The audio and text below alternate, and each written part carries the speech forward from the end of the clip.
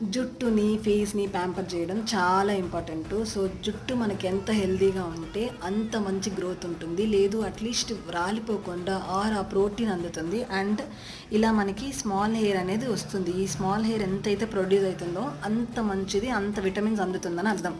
So గుప్పెడు flax seeds ఎత్తుకుంటే 1 litre flaxseed gel తయారు చేసుకోవచ్చు. మించిపోతే మనకి 250 గ్రామ్స్ 100 రూపీస్కి దొరుకుతుంది. ఏ బ్రాండ్ అయినా సరే ఫ్లాక్సీడ్స్. దాంట్లో కరెక్ట్గా 40 గ్రామ్స్ ఎత్తుకున్నాం. ఇంత గుప్పెడు ఎత్తుకుంటే చాలు. దాంతో మనకి కనీసం 1 లీటర్ ఫ్లాక్సీడ్ జెల్ నేను యూజ్ చేసిన మెథడ్ యూజ్ చేస్తే, నేను వీడియోలో మెన్షన్ చేస్తున్నాను, ఫుల్ వీడియో చూడండి.